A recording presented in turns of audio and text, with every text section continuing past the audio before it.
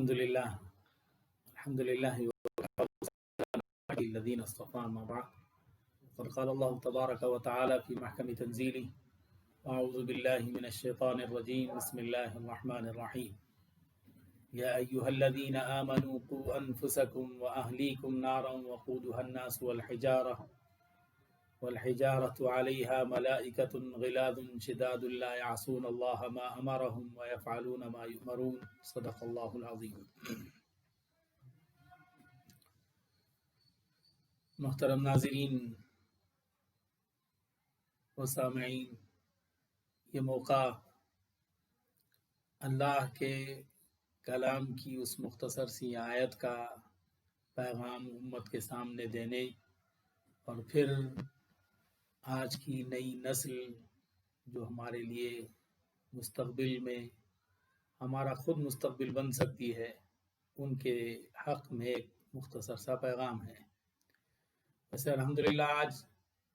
ساری ہی علماء برادری اور ساری ہی شخصیات اس فکر میں لگی ہوئی ہیں کہ ہمارا ماحول بہت ہی سنجیدہ اور بہترین ہونا چاہیے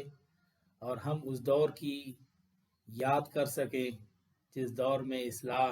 اور پھر بگاڑ کو ختم کر کے بہترین راستہ اور بہترین طریقہ اور بہترین ایام، جس کو رسول اللہ صلی اللہ علیہ وسلم نے خیر القرون قرنی ثم الذین یلونہم ثم الذین یلونہم کہتے ہوئے اپنے دور کو خیر القرون سے تعبیر فرمایا. اسی انداز کا زمانہ کم سے کم اس جیسا، اس کے اندر جو صلاحیتیں لوگوں کے اندر پیدا کی گئیں وہ ممکن نہیں ہیں، تو کم سے کم جو اصلاحات آپ صلی اللہ علیہ وسلم کی جانب سے بیان کردہ ہیں ان اصلاحات کو اختیار کر کے ہم خود اپنے اندر اپنی خود کی سب سے پہلے تربیت کریں اور پھر ہماری اپنی اولاد اور ہماری جو نسلیں ہیں ان نسلوں کی اصلاح صحیح انداز سے کی جا سکے. اس فکر کو لے کر ہمارے حافظ شعیب اللہ خان صاحب نے بڑی ہی فکر کے ساتھ یہ بیڑا اپنے سر لیا ہے کہ تمام ہی علماء شہر شموگا کو مدعو کر کے ان کے ذریعے سے جو پیغام ممکن ہو سکتا ہے امت تک پہنچایا جائے. تو اسی کی ایک کڑی میں بھی آپ کے سامنے حاضر ہوں. ایک آیت کریمہ جو میں نے آپ کے سامنے رکھی جس میں اللہ کا پیغام ہے کہ اے ایمان والو، اپنے آپ کو بچاؤ اور اپنے اہل و عیال کو بچاؤ، دہکتی آگ سے بچاؤ. خود کو اور اپنے اہل و عیال کو بچانے کی تاکید قرآن اور اللہ کی جانب سے ہے کہ اللہ تبارک و تعالی ہمیں خود جہنم کی آگ سے بچانا چاہتے ہیں اور پھر ہماری اہل و عیال کو اور اولاد کو بھی. جس جہنم کا ایندھن انسان اور پتھر ہے، اس ایندھن کو بننے سے بچنے کے لیے ہماری ذمہ داری اور ہمارے لیے ضروری ہے کہ ہم اللہ اور اللہ کے رسول کے احکام کو پورا کریں. اللہ کے رسول کے احکام کو پورا کرنے کے لیے سب سے پہلے ہمیں اللہ کے احکام کو سمجھنا، پہچاننا، سیکھنا اور اس کو صحیح انداز سے صحیح لوگوں سے اختیار کرنے کی ضرورت رہتی ہے. جیسے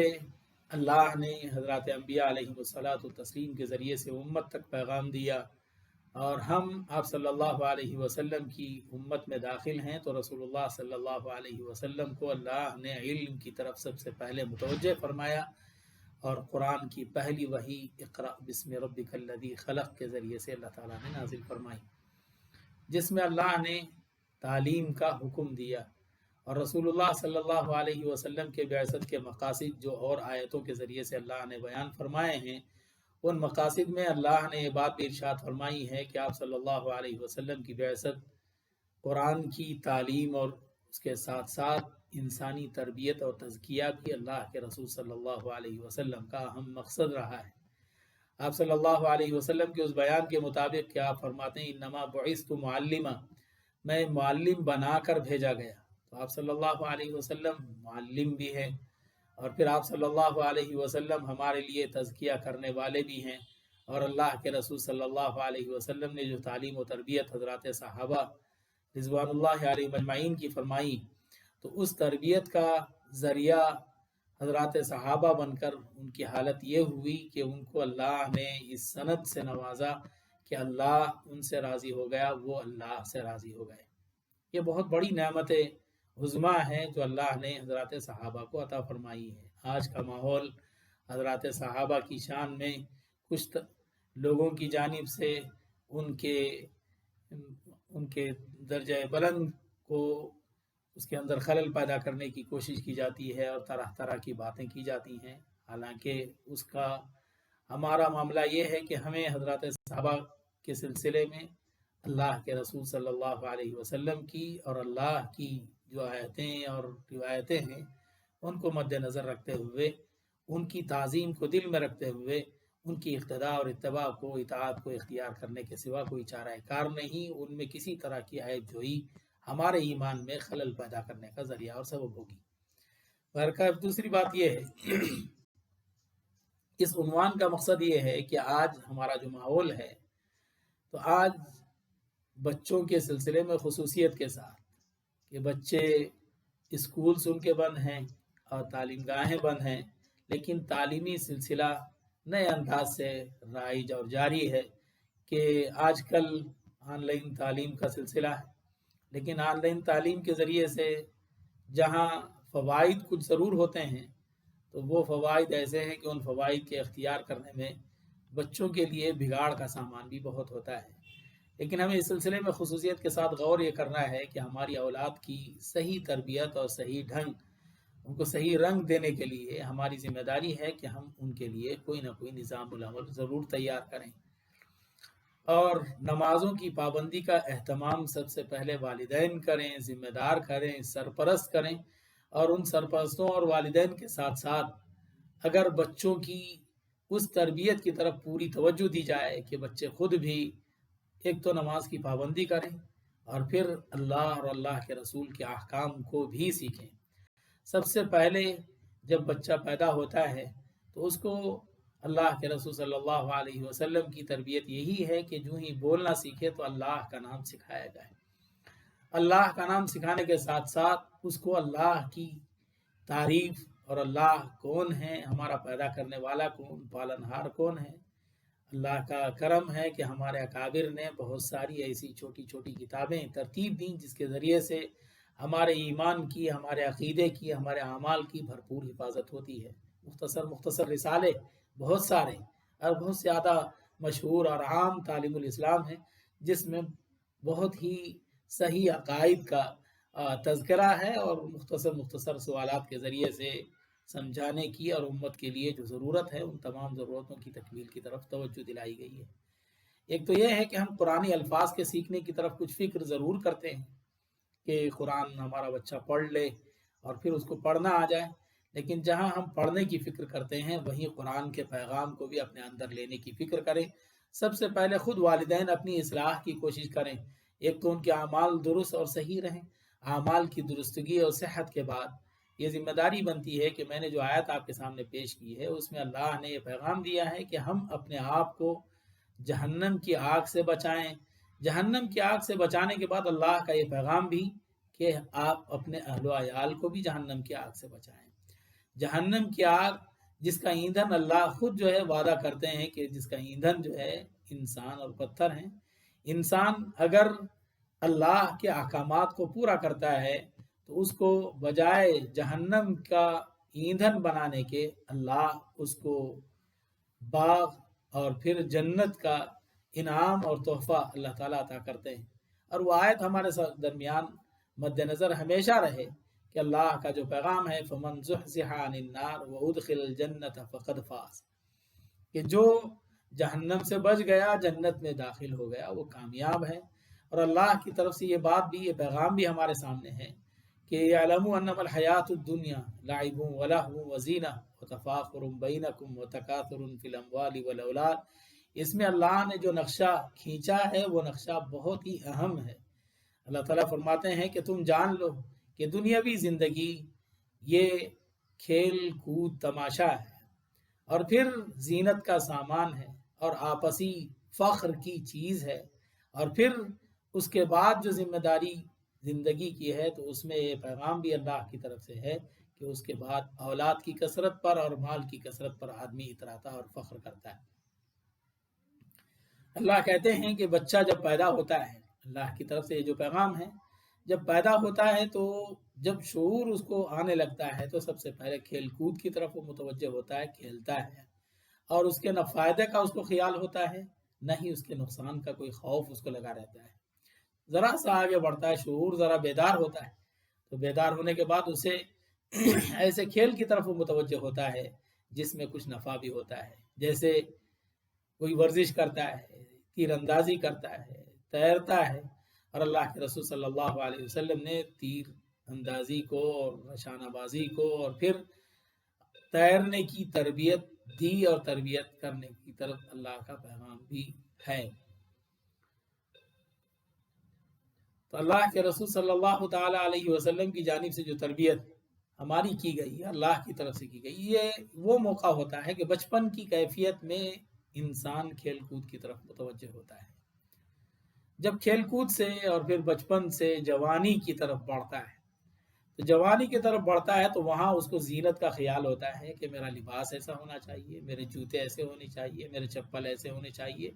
تو زیب و زینت کی طرف فکر کرتا ہوا زیب و زینت کی فکر میں لگ جاتا ہے۔ پھر زیب و زینت کی فکر کے بعد پھر ذرا سا عمر کا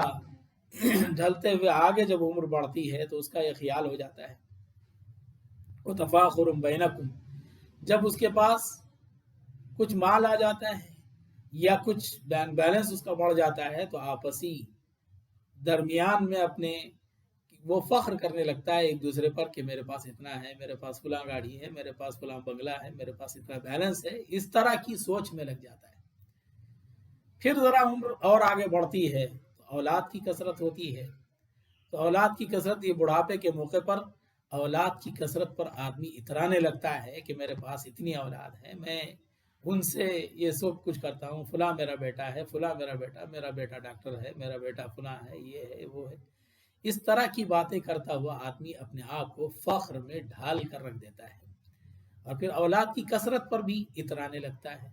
لیکن یہ اترانا، یہ فخر کرنا اور یہ زینت کا حاصل ہو جانا یا زیب و زینت کا حاصل کر لینا، یہ زندگی کا کوئی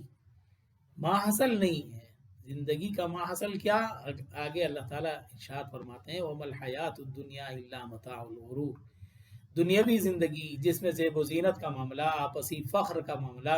تکبر اور اترانے کا معاملہ، یہ دھوکے کی چیزیں ہیں۔ اس میں کسی طرح کا کوئی سامان اللہ کی طرف سے، کوئی وعدہ اس پر نہیں ہے۔ اللہ کا وعدہ جس پر ہے اس وعدے کو ہم سب کو یاد کرنا ہوگا، سمجھنا ہوگا۔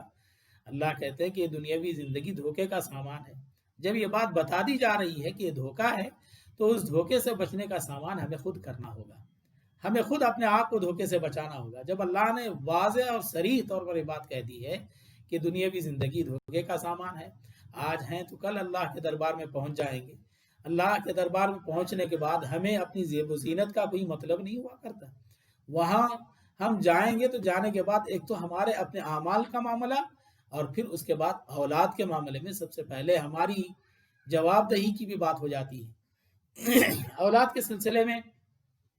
ان کی تربیت کا فکر کرنا، ان کو یہ بات بھی سمجھانا کہ دنیاوی زندگی یہ دھوکے کا سامان ہے، اس کو ترک کر کے جو آگے اللہ کا پیغام ہے۔ اللہ ارشاد فرماتے ہیں سابقوا الی مغفرۃ من ربکم وجنۃ عرضها السماوات والارض، اللہ کا فرمان ہے کہ اللہ تعالیٰ ارشاد فرماتے ہیں کہ تم بڑھو جنت کی طرف، مسابقہ کرو، آگے بڑھو۔ ہمارا جو مسابقہ دنیا میں ہوتا ہے وہ ہمارا یہ مسابقہ ہوتا ہے کہ ہم بہترین سے بہترین گاڑی لیں گے، بہترین سے بہترین بنگلہ لیں گے، آرائش کا اور آسائش کا، آرام کا ہمیں سامان مل جائے، اس کا فکر تو ہمیں بہت ہوتا ہے۔ لیکن اللہ ہمیں کہتے ہیں کہ تم جنت کی طرف بڑھو، تم مغفرت کی طرف بڑھو، جو زندگی کا ماحصل ہے۔ مغفرت آدمی کو میسر آ جاتی ہے تو پھر مغفرت کے نتیجے میں آدمی کو جنت ملتی ہے۔ جب مغفرت ہو گئی اور جنت کا آدمی مستحق ہو گیا تو اللہ تعالیٰ نے ابھارنے کے لیے یہ بات بھی کہی کہ اللہ راضی ہوتے ہیں تو کافی ہو جاتا ہے، جنت مل گئی تو کافی ہو جاتا ہے، لیکن ابھارنے کے لیے اللہ نے کہا کہ وہ جنت عرضها السماوات والارض، ایسی جنت جس کی وسعت اور جس کی چوڑائی کے معاملے میں اللہ فرماتے ہیں کہ آسمان و زمین کے درمیان جو وسعت ہے اس وسعت کے برابر جنت اس آدمی کو ملتی ہے جو مغفرت اور جنت کی طرف دوڑ کر چلتا ہے اور اس کی طرف پہل کرتا ہے. تو اللہ کا یہ فرمان ہے کہ اور اللہ تعالیٰ کہتے ہیں کہ وَعِدَّتْ لِلَّذِينَ آمَنُوا بِاللَّهِ وَرُسُلِهِ، اس کا وعدہ جو ہے ان لوگوں کے لیے کیا گیا جو ایمان لائے اور اللہ پر اور اس کے رسول پر ایمان لائے. اللہ اور رسول اس کے رسول پر ایمان لانے کے بعد ہماری ذمہ داری یہ ہے کہ اللہ کا جو پیغام ہے اس پیغام کے مطابق ہماری زندگیاں بتائیں، اور پھر رسول اللہ صلی اللہ علیہ وسلم کی جو تربیت ہے اس تربیت کو اختیار کریں، خصوصیت کے ساتھ اولاد کے معاملے میں. اولاد کی اصلاح آج بہت ضروری ہے. اللہ کے رسول صلی اللہ علیہ وسلم کا وہ پیغام ہمیں ہمیشہ یاد رہے. آپ صلی اللہ علیہ وسلم فرماتے ہیں کلکم راع وکلکم مسئول عن رعیتی، ہر آدمی ذمہ دار ہے اور ہر ایک سے سوال کیا جائے گا. اگر باپ ہے تو اولاد کے سلسلے میں، شوہر ہے تو اپنی بیوی کے سلسلے میں، اور یہ خاندان کا سرپرست و ذمہ دار ہے تو ذمہ داری کی حیثیت سے اس کا سوال ہوگا کہ تو نے کیا تربیت کی. تو خصوصیت کے ساتھ سب سے زیادہ ماحول گھر کا ماحول ہوتا ہے. تو گھر کے ماحول میں جو سب سے بڑا سرپرست ہوتا ہے باپ ہوتا ہے. باپ کی ذمہ داری ہے کہ اولاد کو مشغول و مصروف رکھے. آج ماحول ایسا ہے کہ موجودہ دور میں اسکولز کالجز وغیرہ بند ہیں، تو اس موقع سے بچے فارغ بہت ہیں. تو فارغ ہونے کے ساتھ ساتھ ان کے لیے ان کی تربیت کا انتظام کریں. ہماری جو ذہنیت دنیاوی اور عصری علوم کی طرف بڑھی ہوئی ہوتی ہے اس کا فکر ہمیں لگا رہتا ہے، اس سے زیادہ اللہ کے دربار میں حاضری کا، اور پھر اللہ کن باتوں سے راضی ہوتے ہیں اور کن باتوں سے اللہ کی ناراضگی ہوتی ہے، ان باتوں کو مد نظر رکھتے ہوئے بچوں کی تربیت اس انداز سے کی جائے کہ ساری ہی قوم فخر کرنے لگے کہ اگر مسلمان قوم کا بچہ بڑھ کر چلتا ہے، جو باتیں ہمارے لیے سن کر تکلیف کا باعث بنتی ہیں ان باتوں سے ہم بچ سکیں. آج ماحول ایسا ہے کہ غیروں کے بچوں کی تعریف کی جاتی ہے، مسلمان بچوں کی شکایت کی جاتی ہے. جب ایمانی حرارت ہمارے اندر ہے، اللہ اور اللہ کے رسول کا پیغام ہمارے سامنے ہے، تو ہمارے لیے کوئی ہماری طرف انگلی اٹھائے، یہ اللہ کے رسول صلی اللہ علیہ وسلم کو اور شریعت مطہرہ کو بدنام کرنے کے مترادف ہو جاتا ہے. آپ کو معلوم ہونا چاہیے، سیرت پر جس کی نظر ہے ان کو پتہ ہوگا کہ آپ صلی اللہ علیہ وسلم کی آمد جب مکہ مکرمہ میں ہوئی تو وہاں کا ماحول کیسا تھا. وہاں کا ماحول ایک دوسرے کے ساتھ ظلم زیادتی کا ماحول، اور ہر ایک کے ساتھ وہاں زیادتی بھی کی جاتی، ظلم کیا جاتا. جس کا زور چلتا وہ جس کے مال پر چاہتا ہڑپ لیتا، چھین لیتا. یتیموں بیواؤں کے ساتھ انتہائی برا سلوک کیا جاتا. لیکن آپ صلی اللہ علیہ وسلم نے خدمت خلق کے ذریعے سے ساری انسانیت کے دل کو جیتا اور قابو میں کیا، اور لوگ آپ صلی اللہ علیہ وسلم کے اخلاق کو دیکھ کر، آپ کے عبادت کو دیکھ کر، آپ کی تربیت و تعلیم کو دیکھ کر، آپ کے انداز اور آپ کے طریق کو دیکھ کر لوگ آپ صلی اللہ علیہ وسلم کی طرف متوجہ ہوئے، اور آپ صلی اللہ علیہ وسلم نے دنیا سے ظلم کو مٹانے کی کوشش کی. آج ہم اپنی اولاد کی تربیت کرتے ہیں تو اس تربیت کے معاملے میں ہمیں یہ فکر رہتا ہے بچہ اگر کوئی دھوکے کا کام کر جاتا ہے یا جھوٹ بات کہہ دیتا ہے تو اس پر دنیاوی اعتبار سے کامیاب ہوتا نظر آتا ہے تو اس کو شاباشی دی جاتی ہے. ایسی شاباشی کے بجائے ہمیں اس کی تربیت کرنے اور چھوٹی چھوٹی بات پر اسے روک لگا کر اس کا نظام بنا کر دینے کی ذمہ داری والدین کی اور سرپرستوں کی رہتی ہے. تو میں آپ سے ایک درخواست کرنا چاہتا ہوں کہ ہم اپنا نظام العمل تیار کریں. فجر میں جگانے کی بھرپور کوشش ہو. آج بھی مساجد بچوں سے خالی ہی نظر آتی ہیں. ہمیں وہ تربیت کا سامان کرنا چاہیے کہ لوگ انعام اور داد و دہش کے ذریعے سے لوگوں کو نمازی بنانے کی کوشش کرتے ہیں. جیسے ترکی کا واقعہ مشہور ہے کہ وہاں کے بادشاہ نے یہ نظام کیا کہ جو بچے فجر کی نماز میں 40 دن تک اول وقت میں حاضر ہوتے ہیں ان کے لیے انہوں نے سائیکل کا انعام دے کر ان کو ابھارا. اس انداز کو اختیار کیا جائے، گھروں ہی میں کوئی ایسا ماحول بنایا جائے کہ ہم ہمارے اپنے بچوں کو نماز کا پابند بنائیں اور پھر اخلاق پر چلنے والا، بڑوں کا ادب کرنے والا، چھوٹوں کے ساتھ شفقت کا معاملہ کرنے والا. بڑوں کا ادب نہیں، چھوٹوں کے ساتھ شفقت نہیں، تو پھر ایمان میں کمی اور ایمان کے ختم اور سلب ہو جانے تک کی امیدیں اور پھر ایسی تعلیم رسول اللہ صلی اللہ علیہ وسلم کی ہے. اس لیے ادب احترام سکھایا جائے، بڑوں کا ادب، علماء کا ادب، کتابوں کا ادب، درسگاہوں کا ادب، یہ ہر ایک کا ادب ہمیں سکھانا چاہیے. آج کا ماحول ایسا ہے کہ کہ جو جتنا گستاخ اور بے ادبی سے بات کرتا ہے اس کو یہ سمجھا جاتا ہے کہ وہ بہت بولڈ ہے اور بہت ہی ہمت والا ہے. یہ ہمت نہیں ہے. اگر یہ ہمت ہوتی تو اللہ کے رسول صلی اللہ علیہ وسلم کے سامنے صحابہ قریے کے رہنے والے صحابہ جا کر آپ صلی اللہ علیہ وسلم کے سامنے بات کرتے تو ان کے بات کرنے کا انداز ایسا گھنڈا ہوتا جو اللہ کو منظور نہیں تھا. تو اللہ نے قرآن میں آیت نازل فرما دیا اور یہ پیغام دیا لا ترفعوا اصواتکم فوق صوت النبی ولا تجهروا له بالقول كجهر بعضكم لبعض ان تحبط اعمالكم. اس آیت کے ذریعے سے اللہ نے صحابہ کو یہ پیغام دیا. حالانکہ یہ چھوٹی سی بات ہے, آواز کے بلند ہو جانے پر اللہ نے آیت نازل فرما دی اور یہ کہہ دیا کہ تم اپنے نبی کے سامنے اپنی آواز کو بلند نہ کرنا. اگر آواز بلند کرتے ہو تو یہ بہت ممکن ہے کہ تمہارے اعمال کو ختم کر دے. تو اس لیے اللہ کی گرفت اتنی سخت ہے کہ صرف آواز کے بلند کرنے پر, نبی کے سامنے آواز بلند کرنے پر اور پھر بے ادبی اور گستاخی سے پیش آ جانے پر اللہ کا یہ پیغام ہے کہ تمہارے جو کیے ہوئے اعمال ہیں اس کو بھی اللہ تعالیٰ مٹا دیں گے, ختم کر دیں گے, نیکیاں ختم ہو جائیں گی. تو اس لیے ہمیں اس کا خیال رکھنا چاہیے کہ ادب, اور پھر کسی کے ساتھ بات کریں تو اس سلیقے کے ساتھ, سلیقے سے بات کیا جائے, بڑوں کا ادب احترام کیا جائے, والدین کا ادب احترام کیا جائے, بڑے بھائیوں کا ادب کیا جائے, خاندان کے بڑے افراد کا ادب کیا جائے, ملت کے بڑے افراد کا ادب کیا جائے, علماء کا, حفاظ کا ادب کیا جائے. اس بات کو ملحوظ رکھتے ہوئے گھر کا ماحول بھی جنت نما بنانا چاہیے کہ کسی کی بھی زیادتی, کسی کے ساتھ زبان درازی کا معاملہ نہ کیا جائے اور کسی کے ساتھ ظلم زیادتی نہ ہو, جھوٹ نہ ہو, کذب بیانی نہ ہو. آج کے ہمارے اس ماحول پر ہمیں سوائے افسوس کے بیان کرنے کے کچھ باقی نہیں رہتا. ہر ایک تنظیم اور ہر ایک درد مند, ہر ملت کا فرد یہ چاہتا ہے کہ ہماری اولاد بھی, ہمارا ماحول بھی, ہمارا معاشرہ بھی بہترین ہونا چاہیے. لیکن اس کے لیے سب سے بڑی ذمہ داری والدین کی ہوتی ہے. والدین اس طرف توجہ کریں. جب بچہ بہترین اگر راستے پر چل پڑتا ہے تو پھر لوگ سب سے پہلے والدین ہی کی طرف دیکھتے ہیں. تو والدین کو چاہیے کہ بچوں کا ماحول بنایا جائے اور اس ماحول میں اس کو قرآن کی, جہاں ہمیں صحت کا خیال کیا جاتا ہے, پڑھنے کا سلیقہ سکھایا جاتا ہے, تو اس کے پیغام کو بھی ان کے سامنے دینے کی کوشش کریں کہ ہم انسان اور مومن مسلمان, جس کو اللہ کے رسول صلی اللہ علیہ وسلم نے اس طرح ان کی تربیت کی اور یہ بتایا ہے کہ مومن کسی کے لیے ایذا رسانی پہنچانے والا, تکلیف پہنچانے والا نہیں ہوتا, بلکہ فضیلت یہاں تک ہے کہ ایمان کا ادنا درجہ راستے سے تکلیف دہ چیز کو ہٹا دینا ہے, اور راحت کا سامان بننے والا مسلمان اور نفع بخش انسان کہلاتا ہے, اور اس کے لیے اللہ کے دربار میں اجر ہے. اور راستے سے تکلیف دہ چیز کا ہٹانا یہ صدقہ ہے. آپ صلی اللہ علیہ وسلم نے بہت سارے صدقوں کا ذکر کیا. ہم یہ سمجھتے ہیں کہ 4 پیسے خیر خیرات کر دینا ہی صدقہ ہے, بہترین بول بھی صدقہ ہے, امر بالمعروف صدقہ ہے,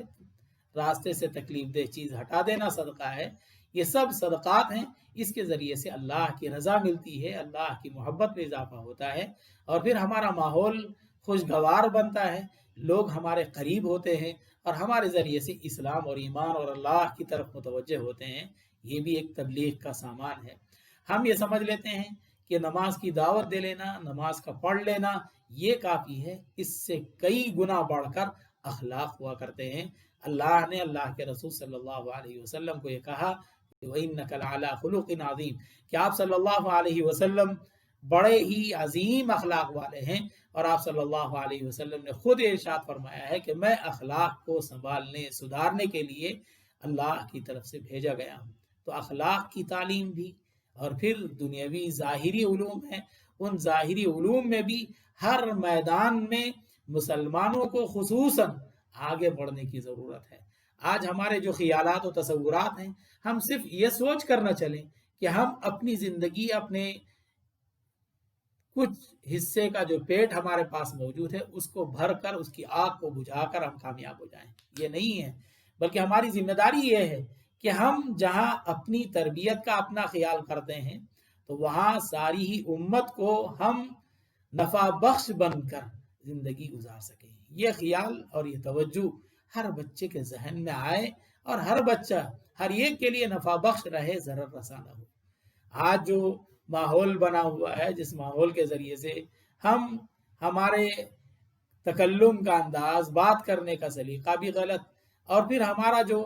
ایک دوسرے کے ساتھ معاملہ ہوتا ہے، اس معاملے میں دھوکہ بازی کا، ایک دوسرے کو نقصان پہنچانے کا جو خیال ہوتا ہے، ان تمام خیالات کو دور کر کے جیسا بھی ہم راحت پہنچا سکتے ہیں ویسا راحت پہنچانے کی تربیت ہمارے بچوں کی ہونی چاہیے۔ اور علم میں بھی، علم کا ماحول اگر بچے ابتدائی مراحل میں ہیں تو ایک تو قرآن کی جہاں تصحیح کرتے ہیں، قرآن کے پیغام کو سیکھیں، رسول اللہ صلی اللہ علیہ وسلم کی تعلیمات کو سیکھیں، اور پھر دعاؤں کا اہتمام کریں، اذکار کی پابندی کریں، اور پھر اخلاق کا دائرہ بھی ہرگز ہمارے ہاتھ سے چھوٹنے نہ پائے، اس کا خیال رکھتے ہوئے ہمیں اپنی زندگیوں کو گزارنے، بتانے، اور پھر اولاد کی تربیت کرنے، اولاد کو صالح معاشرے کی طرف متوجہ کرنے کی بھی ہمیں ضرورت رہتی ہے۔ تو میں والدین سے یہ پیغام دینا چاہتا ہوں کہ والدین جو ہے اپنی اولاد کی تربیت کے سلسلے میں، ان کے اخلاق کو بنانے میں، اور ان کی تعلیم کی فکر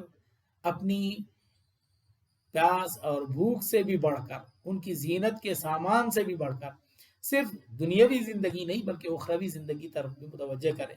اور پھر آج کا جو ماحول ہے، لوگوں کی رخصتیاں اور انتقال کے حادثات، واقعات جو پیش آ رہے ہیں، وہ سب ہمارے مد نظر ہیں کہ اچھا، صحیح، سالم، ہٹا کٹا انسان بالفور اللہ کے دربار میں پہنچتا ہوا، اور کتنے واقعات ہم نے اس دور میں خصوصیت کے ساتھ اس وبا کے دور میں ہم نے دیکھا ہے کہ کورونا کے ذریعے سے کتنے افراد ختم ہو گئے۔ تو ہمیں بھی اللہ کے دربار میں جانا ہے، جو جیسا بھی ہوا اللہ کے دربار میں پہنچ کر، ہزارہ دنیا میں تکلیف ہو، اللہ تعالیٰ کی طرف سے استقبال اس وقت ہوتا ہے جب ہم اپنے اخلاق اور اللہ کے رسول کی بتائی ہوئی تعلیمات کے مطابق زندگی گزارے ہیں۔ تو اللہ کے دربار میں جاتے ہوئے ہمارا استقبال ہوگا، سلام علیکم کہتے ہوئے فرشتے ہمارا استقبال کریں گے۔ جو